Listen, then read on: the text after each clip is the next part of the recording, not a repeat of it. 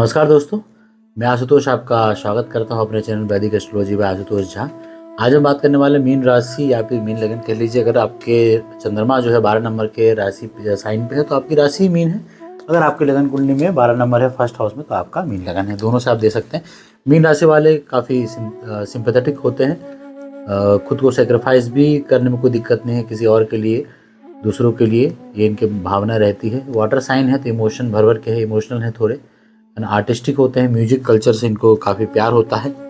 Charitable हैं, charity वगैरह में काफ़ी विश्वास रखते हैं। नेगेटिव चीज़ों की बात कर लें तो ओवरली इमोशनल हो जाते हैं, कई बार पेसिमिस्टिक हो जाते हैं, इम्प्रैक्टिकल हो जाते हैं और कई बार काफ़ी मिसअंडरस्टूड ये साइन भी। कोई भी वाटर साइन जो है वो काफ़ी मिसअंडरस्टूड ही होता है मेरे हिसाब से, क्योंकि इमोशन जब इम्बैलेंस होता है तो लोग आपको समझ नहीं पाते।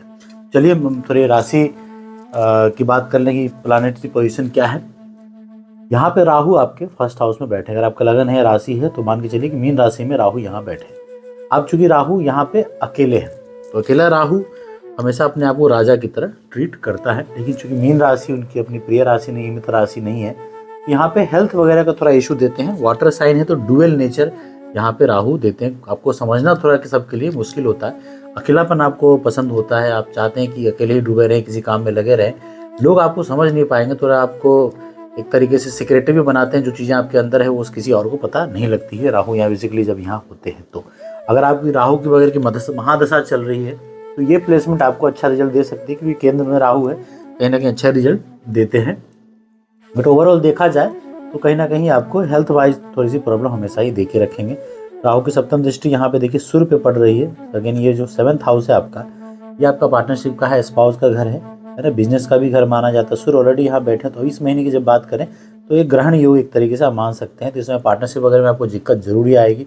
पार्टनर के हेल्थ पे थोड़ा आप असर देखिएगा, गैस वगैरह की समस्या उनको इस समय काफ़ी हो सकती है। चंद्रमा पर वही राहु की दृष्टि, ये भी एक तरह से ग्रहण योग है।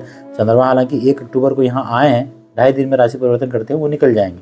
बुध यहाँ पे ऑलरेडी है, अपने ही घर में है, तो राहु कहीं ना कहीं इस साइन को भी अपना ही राशि मान के चलते हैं, वर्ग कन्या राशि को, तो दैट वे फिर भी उतना नुकसान नहीं पहुंचाएंगे। लेकिन जब तक सूर्य यहाँ पे हैं तब तक उन दिक्कत रहेगी, क्योंकि केतु और सूर्य भी बैठे हुए हैं। ये भी एक तरीके से, सूर्य और केतु का बैठना भी एक तरीके से ग्रहण योगी है ना। ये विच्छेदात्मक संबंध बनाते हैं, तो पिता के हेल्थ वगैरह में भी दिक्कत देंगे आपको, और पत्नी के हेल्थ वगैरह में दिक्कत देंगे, खास करके शरीर से नीचे वाला हिस्सों में थोड़ी समस्या हो सकती है।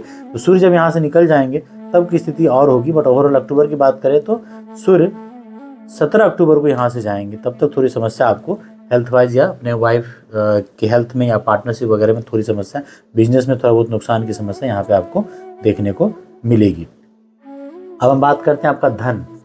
जो आपका धन है, सेकंड हाउस, जो आपका वाणी है, जो आपका रिलेटिव्स है, उसके घर के लॉर्ड मंगल बनते हैं और मंगल चतुर्थ भाव में बैठे हैं, केंद्र में बैठे हैं। तो एक तरीके से रोचक महापुरुष योग इसको कह सकते हैं मंगल को। तो मंगल सही पोजीशन में है, कोई दिक्कत नहीं है। चल अचल संपत्ति का घर है ये। मंगल जो है भूमिपुत्र कहे जाते हैं, जमीन यही कारक है। तो जमीन से जुड़ी कोई चीज़ें अगर आप करते हैं तो यहाँ पे मंगल फिर भी आपको अच्छा रिजल्ट देंगे, क्योंकि इस घर का जो डिस्पोजिटर है बुध, वो सही प्लेस्ड है, अपने घर में बैठा हुआ है। बुध सूर्य के साथ बुध योग आपके 7th हाउस में बना रहा है। हम बात करते हैं आय की।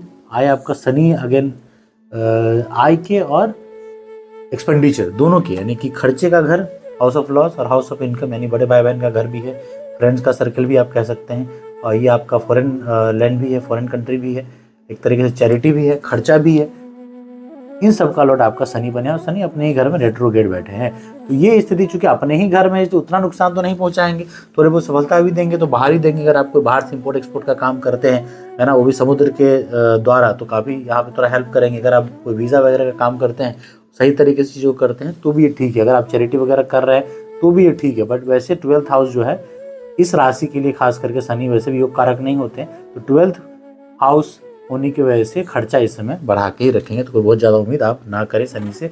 वैसे वक्री चल रहे हैं, 15 नवंबर तक वक्री रहेंगे। उसके बाद जिनके लिए शनि अच्छे हैं उनको तो अच्छा रिजल्ट देंगे, पर जिनके लिए शनि अच्छे नहीं है उनको वक्री अवस्था में चीज़ें इतना फास्ट कर देंगे आपको समझ में नहीं आया कैसे करें।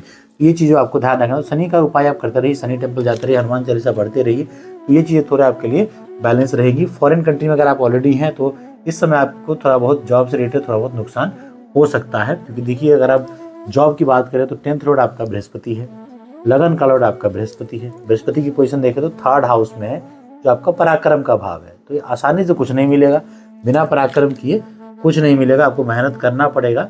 और इस घर का जो डिस्पोजिटर है शुक्र, शुक्र की स्थिति आप देखें तो वो आपके 8th हाउस में है। तो इस राशि और लगन के लिए शुक्र क्या है, वैसे भी योग कारक नहीं होते हैं क्योंकि वो अष्टम के लॉर्ड हैं। 8th हाउस जो है ना आपका, वैसे तो बड़ा इंटरेस्टिंग हाउस है, रिसर्च का हाउस है, ट्रांसफॉर्मेशन का हाउस है, इसको आप मिस्टिक का भी हाउस कह सकते हैं, अकल्ट का भी हाउस कह सकते हैं, या आपका गराधन है, छुपा धन है ना, एक तरीके से आपकी कह लीजिए पैतृक संपत्ति भी है। लेकिन इस राशि वालों के लिए ये, अब दूसरा साइन जो देखेंगे वो भी 3rd हाउस है, यानी कि 3rd लॉर्ड है और अष्टम के लॉर्ड बन के शुक्र ही बैठे हैं।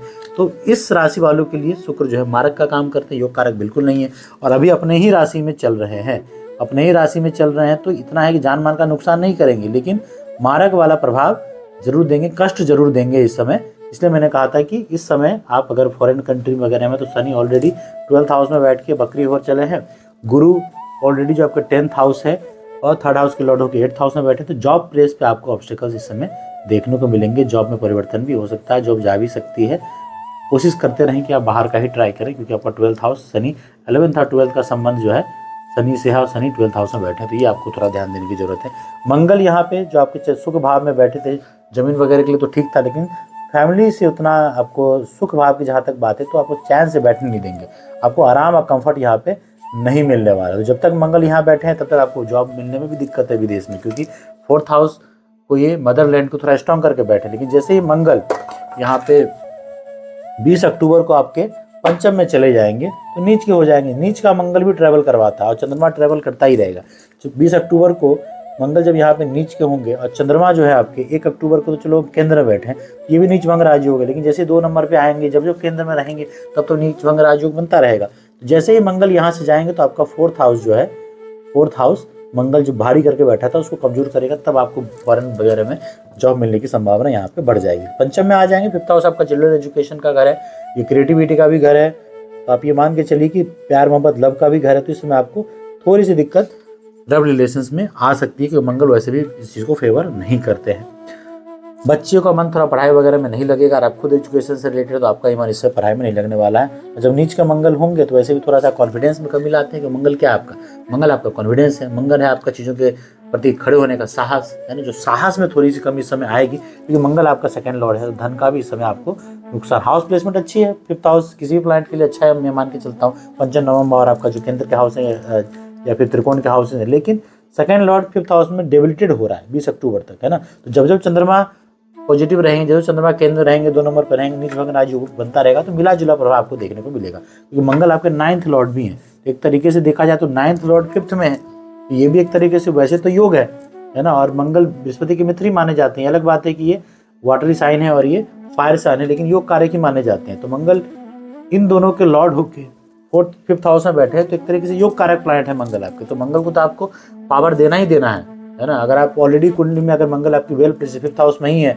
अगर मारक घर में नहीं बैठे तो मंगल का आप स्टोन पहन के उसको पावर दे सकते हैं। नहीं तो हनुमान चालीसा वगैरह पढ़िए, मंगल के मंत्र का जाप कीजिए, ओम भोम भोमाय नमः 108 बार डेली कीजिए, तब जाके नीच का प्रभाव थोड़ा सा कम आपको मिलेगा, क्योंकि आपके कुंडली में योग कारक प्लैनेट वो खुद ही नीच का हो गया, इसको आपको ध्यान देने की जरूरत है। अब हम बात करते हैं, आप करियर के बारे में बात कर ली, चल संपत्ति का हमने बात कर लिया। अब हम बात करते हैं 7th हाउस जो व्यापार है, इसका हमने बात किया था कि यहाँ पे चंद्रमा भी है, सूर्य भी है, केतु है। ये 7th हाउस आपका ओवरली पॉपुलेटेड है, खास करके स्पाउस का घर। तो हेल्थ वगैरह के शुभ जो मैंने कहा वो देखने को मिलेंगे।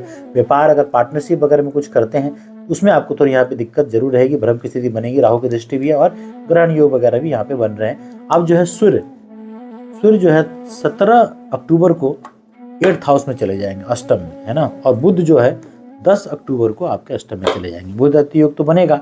और शुक्र जो है 13 अक्टूबर को 9th में चले जाएंगे, 9th हाउस में।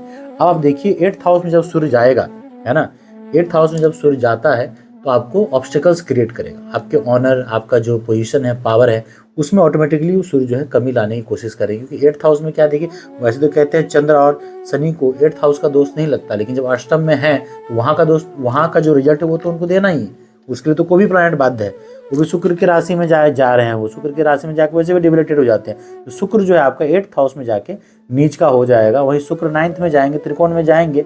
लेकिन यहाँ पे सूर्य के डिबिलिटेड या नीच के हो जाने से आपको थोड़ी समस्या रहने वाली है, खास करके चोट चपेट की स्थिति बनेगी। थोड़ा बहुत ट्रैवल भी इस समय आपका हो सकता है, जो कि आपको उतना बेनिफिशियल नहीं होने वाला है। तो सूर्य भगवान को जल चढ़ाते रहें, पिता तुल्य लोगों का सम्मान करें, ये सूर्य की आपकी इस समय रेमेडी होने वाली है। सूर्य अगर आप देखें, लॉर्डशिप देखें तो आपके 6th के लॉर्ड होते हैं। 6th का लॉर्ड 8th में है, तो एक तरीके से विपरीत राजयोग का भी निर्माण हो रहा है। कहना मतलब कि परिस्थितियाँ उल्टी सीधी रहेंगी तब जाके चीज़ें जाके ठीक होंगी। पहले लगेगा सब कुछ खराब हो रहा है, फिर जाके थोड़ा आपको सहयोग उसमें विपरीत राजयोग का मिलेगा, लेकिन बशर्ते आप सूर्य पे काम कीजिए, सूर्य को जैसे मैंने कहा उसके उपाय कीजिए, ठीक है नहीं।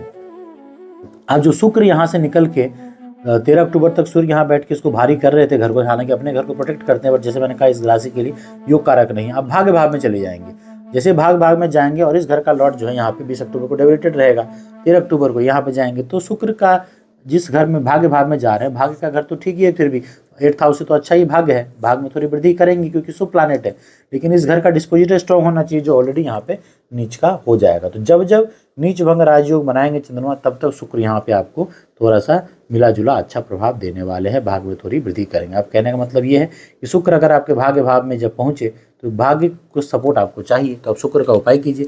फ्राइडे को आप छोटे बच्चों को थोड़ा सा मीठा वगैरह चॉकलेट दे सकते हैं।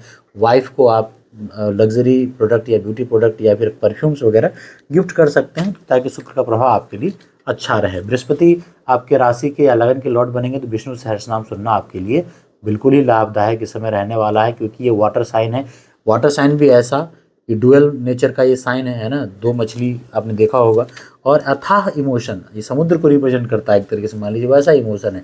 और राहु मेंटल प्लेन पे काम करते हैं, भ्रम की स्थिति पैदा करते हैं, तो इस राशि में बैठ के राहु क्या करेंगे, क्रिएटिविटी तो देंगे अगर आप उसको जमीन पर उतार सके तो, है ना। बुध यहाँ बैठे, जब तक बुध बैठे थे तो बुध की दृष्टि है, तो बुध उसमें मदद करेंगे, जब बुध निकल जाएंगे तो आपका मन और नहीं लगेगा, है कि नहीं। तो हर चीज़ का होना या ना होना कहीं ना कहीं रिजल्ट को इन्फ्लुएंस करता है। कुछ भी चीज़ खराब या अच्छे तरीके, बुरी एकदम से खराब नहीं होती, एकदम से अच्छी नहीं होती। करियर के दृष्टिकोण से मैंने कहा विष्णु सहस्रनाम सुनना, बृहस्पति को पावर देना काफ़ी जरूरी है, नहीं तो इस समय आपको जॉब में दिक्कतें आने वाली है। ये था मीन राशि या मीन लगन वालों के लिए अक्टूबर महीने का राशिफल। अगर आपको मेरा वीडियो अच्छा लगा हो तो लाइक कीजिए, शेयर कीजिए, सब्सक्राइब कीजिए, और अगर आप चाहते हैं कि मैं आपका पर्सनल कंसल्टेशन करूं तो आप मेरे व्हाट्सएप नंबर मुझे संपर्क कर सकते हैं।